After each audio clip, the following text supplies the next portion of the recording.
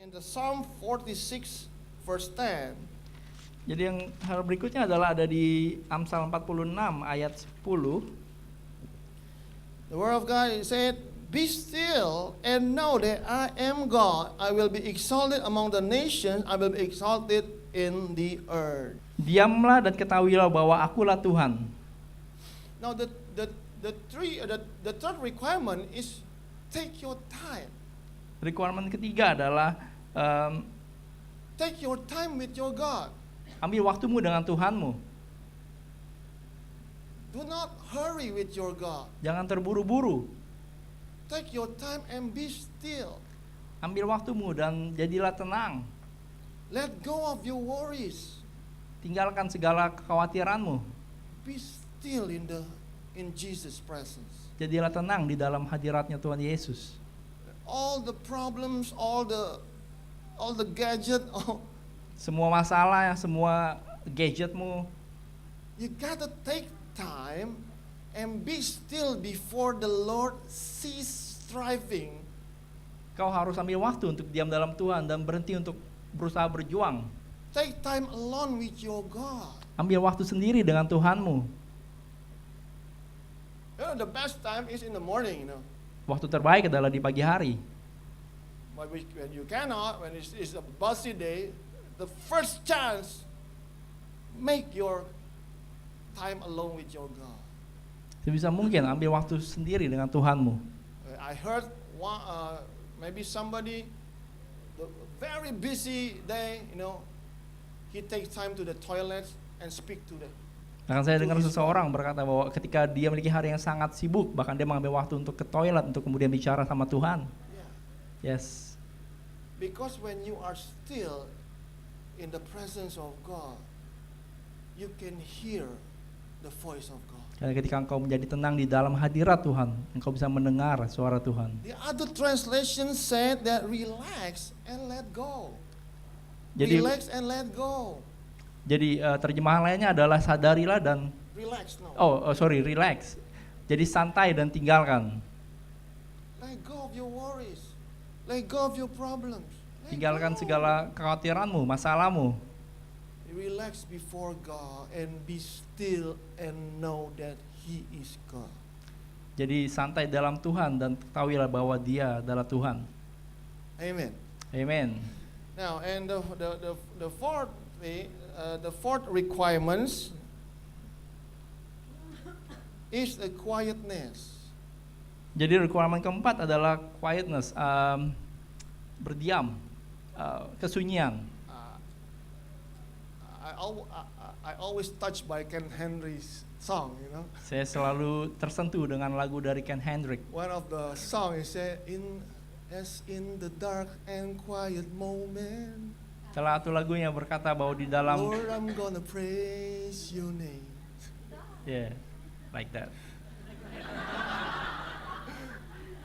In the dark and quiet moments. Jadi di dalam pagi yang gelap dan sangat quiet. Yes, we gotta shout to the Lord. Amen. Yes, We gotta kita shout. harus We gotta shout to the cara sama Lord. Tuhan, kita harus teriak sama Tuhan. It's the way to revive our souls. Itu adalah cara untuk kita revive jiwa kita. But I want to tell you that God's voice is not in the midst of crowd. Tapi saya mau bilang bahwa suara Tuhan nggak ada di tengah-tengah crowd, keramaian. It is in the quiet moment with God. Itu ada di dalam masa-masa yang quiet, yang sangat senyap bersama dengan Tuhan. Not in the hassleness, Tidak dalam keburu-buruan, but in the quiet time with the Lord. tapi dalam masa-masa teduh dengan Tuhan. Okay, 1 King chapter 19 verse 11 to 14. Yep. Okay, then he said, go out and stand on the mountain before the Lord, and behold, the Lord passed by, and a great strong wind tore in the mountains, great strong wind, and broke the rocks in pieces, boom, before the Lord. But the Lord was not in the wind. Ayat 11 berkata bahwa lalu firman-Nya, keluarlah dan berdiri di atas gunung itu di hadapan Tuhan. Maka Tuhan lalu, angin besar dan kuat yang membelah gunung-gunung dan memecahkan bukit-bukit batu mendahului Tuhan. Tetapi tidak ada Tuhan dan dalam angin itu. And after the wind, an earthquake. But the Lord was not in the earthquake. Dan sesudah angin itu datanglah gempa, tetapi tidak ada Tuhan dalam gempa itu. And after the earthquake, a fire. Dan sesudah gempa itu datanglah api, But the Lord was not in the fire.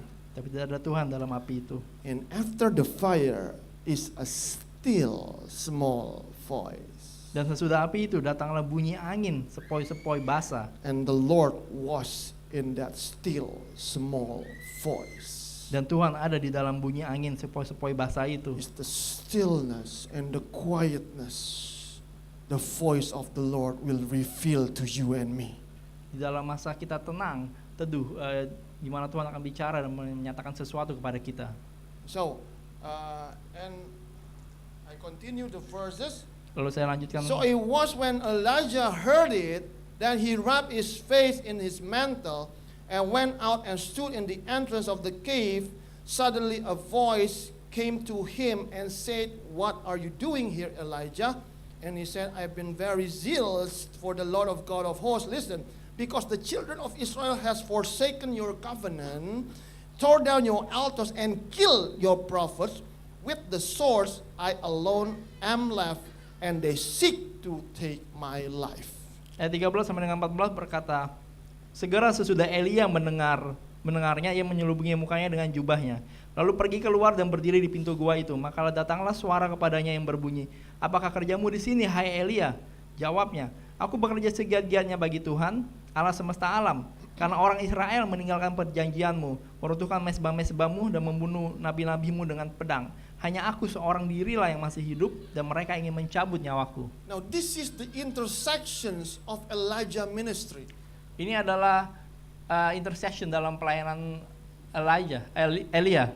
He is about to go backwards in the ministry.